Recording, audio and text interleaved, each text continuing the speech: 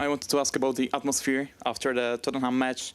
You said the atmosphere at the stadium was very good, amazing, and the players need that kind of support every single day. But after the Brentford game, the atmosphere isn't great again. So what's the message for the fans ahead of the crucial part of the season? Sorry, after Brentford, you said the atmosphere? The fans said, the momentum is not going.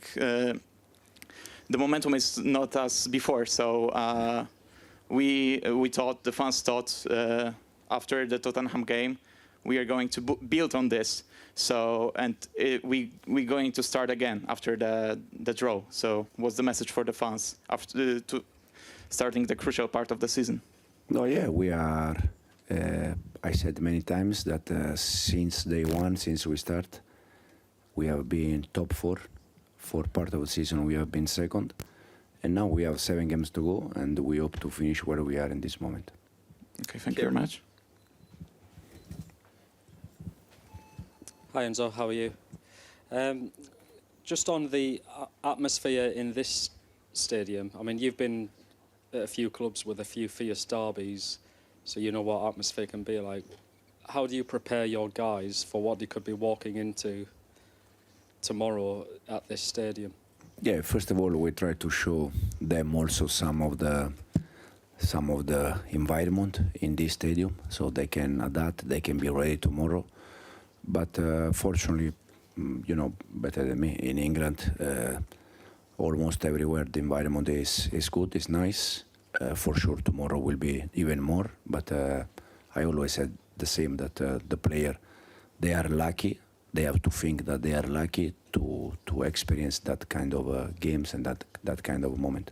Is that sort of like, when you say show them, you show them clips? Yeah, this is what you could be walking into, like prepare yourselves? Yeah, we try to always to give them the big picture, not only what they can do on the ball, what they can do off the ball.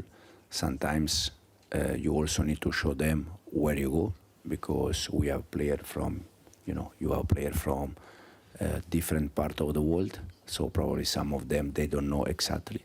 So we show them also some of the environment in this stadium.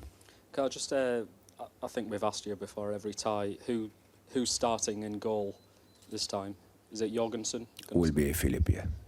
Is that something is that a policy you're gonna continue all the way to the final, do you think? Yeah, as you said, I already answered different times. Robert, since we start, is the #1. For part of the season, we decide to give him some game off, some extra time. And now he's back, he's okay, and we continue in the same way. Dom. Thanks. Hi, Enzo.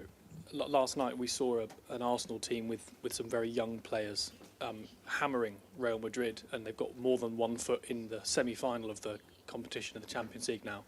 You said after the Brentford match that you still believe that your team will qualify for the Champions League. So how confident are you that what we saw from Arsenal can be you in 12 months' time, Chelsea? Hopefully. I said after Brentford, I said many times, I think we are there. We have been there all the season. The improvement is already there in terms of we didn't arrive where we are now in the last 1 or 2 games. We have been there all season. That I know for Chelsea as a club, fans, player, it's something normal in the past, but because in the last period we struggle a little bit, I think this season, the entire season, has been quite good until now, but probably from good to be very good, we need to finish where we are, and hopefully we finish there. And regarding the atmosphere, how confident are you that Chelsea's got a very young squad? How confident are you that your young players can rise to a potentially hostile atmosphere tomorrow night? We need, I said, we need to experience this kind of games, this kind of moment. That for sure, after tomorrow game, we're gonna be a better team, because we need that. As you said, we are very young, but in the same moment, we need this kind of games to improve. Charlie, will you have to tell the players to remind them to stay calm though? Because in these sort of situations, it can be very easy to get taken away. So we'll use it before the game, just to warn them, just to be careful because it's going to be really difficult. And I was just wondering, where was the most difficult atmosphere that you played as a player? First of all, for sure, we cannot allow external things, you know, to change the way we think or to change the way we behave. And then personally, I play some games in Greece, in Turkey, where they also it's quite nice. But as a player, I played in 4 or 5 different teams where you can play derby. You know, was in Seville Betis, in Athens, Panathinaikos Olympiacos, in Turin, Juventus Turin, in Genoa Sampdoria, and all the derby they are quite nice. But yeah, for sure tomorrow the environment here will be nice. Peter? Hi Enzo, just to follow up on that, and I think we might have asked something similar, I think against the Chelsea-Tottenham game, but when you're in those atmospheres, those intense games, can they influence, you know, in your playing days, do they change how you play, and how have you been able to sort of convey that to the players to try and basically stay on the straight and narrow? When the environment is the one that probably we have tomorrow, or the one that I mentioned after Tottenham game at home, it's nice because you have the feeling that you play with an extra player. This is the reason why many times we said the fans, they are the 12 players. It's because you feel that. And probably tomorrow night they're going to have this kind of extra player, but we need to be good enough to manage that situation. Can I just ask you about, first of all, Romeo Lavia? I know he's not here, but what's the latest with his fitness? And then just more broadly, obviously Wesley Fofana is out for the rest of the season. You've spoken a lot about how important Wesley is, how important Romeo is. They're 2 very talented players. Is it a situation now where you can't rely on them going forward, and you have to think of supporting them, and what managing them means is you need alternatives? Is that something that, as a club, you need to consider going forward? We're going to support them for sure. First of all, because they are our player. Second, because they are young. Third, because they are human beings, and in the moment that they struggle for different reasons, we need to support them. Unfortunately, Wes will be out the rest of the season. Hopefully, we can get Romeo very soon. I don't know if for the next game, but he looks quite good in terms of he can be back soon. But for both, we need to support them, and then at the end of the season, we're gonna see. Can I just quickly ask about Mark Gui as well, because we haven't had an update on his fitness. Is he going to play again this season? Yeah, for sure. Mark, we have a good news from today that he looks quite good, much better, and he can be back before the season finish. Ben? Hi Enzo. Arsenal's win yesterday was also good news for Chelsea because it means that there's now 5 Champions League spots. Presumably that makes you even more confident that Chelsea can get one of them. Yeah, as you said, first of all, it's a good thing for English football to have 5 teams in the Champions League, next Champions League. And we're going to try our best to finish top 4, top 5. But now, I said many times, we are here for the conference. In terms of Premier League, in terms of Champions League, I think from now on, or already the last 10 games, is how we manage the emotion. Because we won against Tottenham. For me, the draw against Brentford, for the way he arrived, for me it's a good point because we deserve to win. We shot many times, but sometimes that kind of game you lose. And in this moment, even 1 point could be important at the end. So it's just how we manage that kind of emotion. Okay, we win, we are happy. We don't win, we are sad. Will be a race until the end. And as I said, we have been there all season, and hopefully we can be there at the end. You must have anticipated for some time that it would be top 5, just because you can keep up with the rankings. So is it fair to say that for some time now, the aim has really been top 5 for Chelsea? Or is it more accurate to say that the season goal was top 4? No, our target, I said many times, at some point of the season, probably before the international break, last one, or after the international break, I don't remember exactly. But I said, because we have been there all season, Now the main target became to finish top 4, top 5, and play next season Champions League. But especially because this club and the fans and the institution, the Chelsea as a club, has to play that competition. And just quickly, Last with one, Bill. Cole and Nico, because they didn't start against Brentford, is the expectation that they will be playing against Legia? The probably from outside you receive in the wrong way the reason why Cole and Nico they didn't play. They didn't play not because we want to rest them for today. They didn't play because there was a game plan, because Brentford had 24 hours more than us, because some of the players they were tired. So we planned the game to start in one way and then to finish with Cole, with Nico, with Pedro, with 4 or 5 changes. And nearly worked because we deserved to win, especially in the last half an hour, but it was all planned.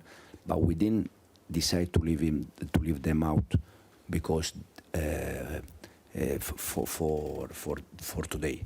No. It was because we planned the game in that way because they need. Liam. Hi Enzo. More broadly on tomorrow's game, does the knowledge of what the atmosphere will be like influence what kind of team you will pick? You have some players in this squad who've played in big atmospheres before. You also have some young players who've played a lot in the Conference League. Or do you think that maybe the younger players are ready and it would be good for them to play in an atmosphere like this? No, they are ready. I said Ty is ready, Josh is ready. We have some young players that they are ready. We gave them already some important game. Josh played 2 Premier League game in a row, and he played some moment of another different game. Ty exactly the same. He played already in Premier League, and they are ready to play from the start. Then, if they play, we see tomorrow. Thank you. And then we'll finish with 2 questions down here. Can I ask you about Malo Gusto? Because I think he's the player that's been given different roles by you this season. And can you tell me, how do you see his development in the next month? Malo, a big part of our season until now is because of Malo. He allows us to play in the way we want to play. As you said, he play in different positions. I love players that they can play in different positions. The reason why is because, first of all, it's good for the manager because we can use them in different positions. But also, I think it's an upgrade for them as a player. And also, sometimes you need to find solution. We have Moi Caicedo, that is our defensive midfielder. And unfortunately, the other one has been injured almost all season, that is Romeo Lavia. So we need to find players that they can play in that position. So we need to be creative. And for instance, in some game, we use Reece James there. So we try to find different solutions. But Malo, for sure, is doing well. And no doubt, because of his age and because how intelligent he is, that he's going to improve again. So we can say that these roles are the sign that you trust in him. Yeah, absolutely. I trust 100% Malo. Last question over here. Hello, Enzo. My question will be about the Legia, their confidence, because one of the key players, Riona Morishita, said that he's confident that they could beat you in both legs. What's your opinion on that, on their confidence, and how this can impact the whole match, and how do you define the entire threat that Legia could be with that mentality? No, the confidence they have, I think it's correct to have that.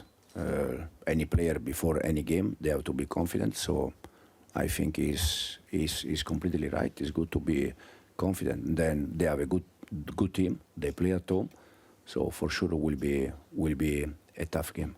Do you want to surprise them in a negative way? Sorry, say again? Do you want to surprise them in a negative way? The players that feel confident before match against you? No, it's not a matter of surprise. It's a matter of football, and I think football is full of these kind of games that they are dangerous. So we need to be focused 100%, thinking that we are 180 minutes, and then we see. Okay, thanks, guys. Sorry, Tom. So, yeah, Oh, sorry. yes, the last one there was asking. Thank you, Coach. I'd like to ask about your Polish connections, because you played with Michał Żewłakow at Olympiacos, current sporting director of Legia. You played also with Paweł Wszołek at Sampdoria, current right wing back at Legia. So what kind of memories with Michał and Paweł, and how do you approach that opportunity to meet them, to talk? No, yeah. First of all, watching them, I saw Paweł playing. That he still run a lot, and he loves to run. You can see that. And then about Żewłakow, yeah, we share some time at Olympiacos. I know that now he's sport director here, so I will see them tomorrow. But yeah, for both, all the best and good memory about them. And last one, how many Legia games did you watch to prepare this game? What did you notice, not only in terms of atmosphere, because we said many words about it, but in tactical point of view of Legia? No, I watch 5-6 games. It's a team that they can play in different shape. They start, play 5 at the back and then 4 at the back. But also they change, so I don't know how to expect them tomorrow. They can be in both with 4-5 at the back, but we see tomorrow. But for sure, as I said, will be because first of all we are here, but also because it's a football game. So at the end you have to be focused, and because anything can happen. Thanks. Okay. Thanks, guys. Thank you. No, I've let them know that it's going to be a good atmosphere. That's for sure. That's the one thing I definitely remember. It was amazing. So credit to the Legia Warsaw fans. But I've just said, look, you can use that as a positive, because it's definitely an atmosphere that you have to experience as a player, because it gives you that added little motivation, because of course the home fans are going to help the home side, but I feel like we can use it to help us. So I'm looking forward to experiencing it again, and yeah, it should be good. Ben? Oh, we're not using the mic for this one, sorry. Okay. Just sort of like following up in a little bit more detail, did you find it hostile with Leicester? You obviously lost the game 1-0. What were the conditions like, and how did it differ to maybe some of the other domestic derbies that you've played in? Yeah, it probably was a little bit hostile. I mean, you've got a lot of passionate Polish fans, so they're going to be a little bit different. It's probably an atmosphere I hadn't experienced before, and it's very different to England, as I'm sure you'll see if you're there tomorrow night. But that's the amazing thing about playing in Europe. You get to experience all these different atmospheres and cultures, and it helps you, because it let me go back to England, and because I had such a good experience there, I was sort of more used to playing in big crowds and stuff and loud atmosphere. So hostile, but in a good way. I mean, it was definitely something that I thrived on, and even though we lost the game, it was a good experience, and hopefully tomorrow night will be a different result. Dom? Kiernan, you said they're hostile in a good way. How much of the appeal of playing European football as a footballer yourself is those kind of good hostile environments as a sort of away game? I mean, that must be as much of an appeal as the actual teams themselves that you come up against. Yeah, it's a massive appeal. As I said, not every player gets the opportunity to play in Europe and experience atmospheres and different experiences like this. So it's something that I'm really thankful for, that I get to experience, and it helped me. It definitely helped me when I made my progression in playing in the Premier League. It got me used to big environments and dealing with pressure when people are being loud and on the team. So yeah, it gave me a good base, and it kicked on. It's just nice that I can come back and experience it again. And also, we're just less than 2 months away now from the end of the season. I'll be interested to know how you would reflect on your first season at Chelsea. Yeah, it's been a learning curve. I've had to adapt. I've had to grow as a person, as a player, but I expected that. It was a move that I wanted to make, and I knew that I'd have challenges. I knew that I'd have successes, but all in all, it's a season that I've learnt a great deal. So I'm thankful for that, and it's made me a better person. It's made me a better player. So I'm just excited for the more challenges that have got to come. And look, we're at the business end of the season now. There's a lot of important games, and whenever I'm called upon, I'm ready. I've been working hard and behind the scenes to make sure that I am. So yeah, I'll be there if I'm needed. Thank you. Bobby? Hi, Kiernan. Sort of following on from that question, how have you found it going from Leicester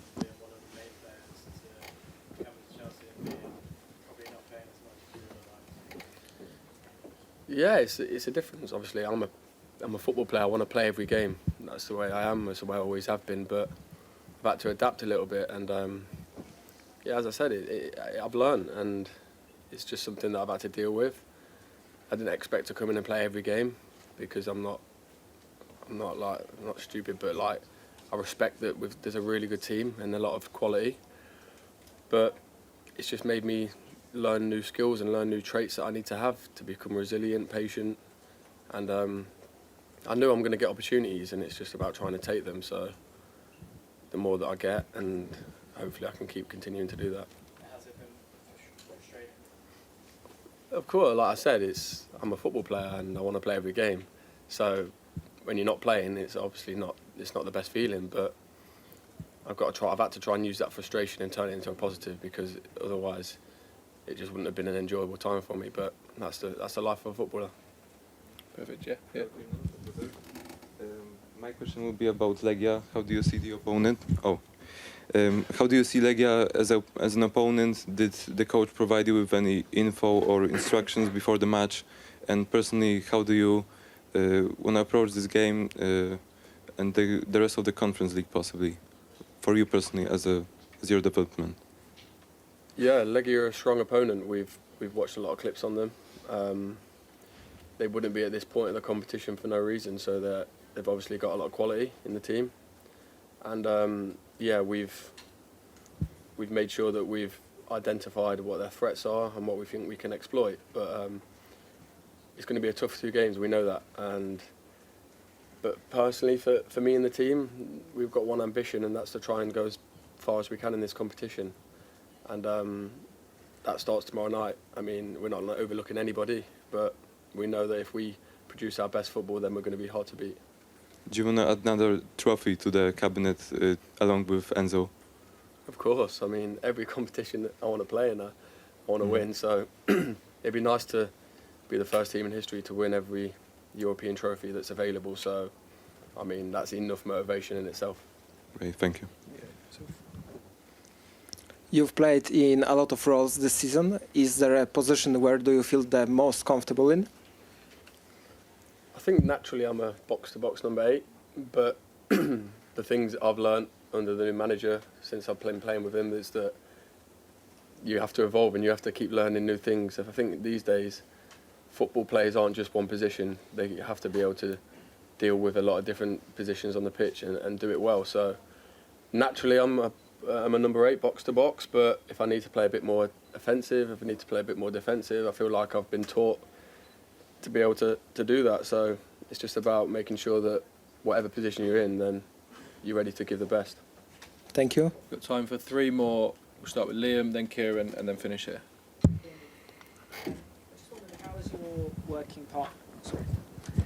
How has your working partnership with Enzo kind of evolved over the course of this season? Obviously, you're both in a very different environment this year to Leicester, and Enzo has spoken a bit about the adaptation that you've had to make.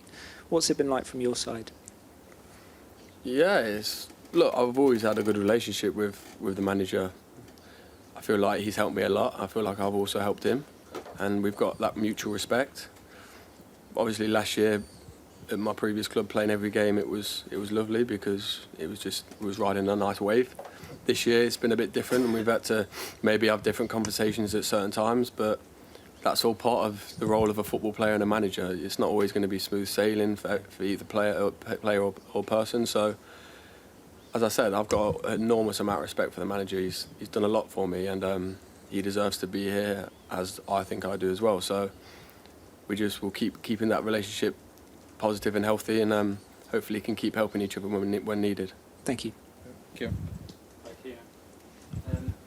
Obviously, you know Maresca better than anyone. There's been some comparisons to the Leicester season, where you had such a great first half of the season and a little bit of a wobble.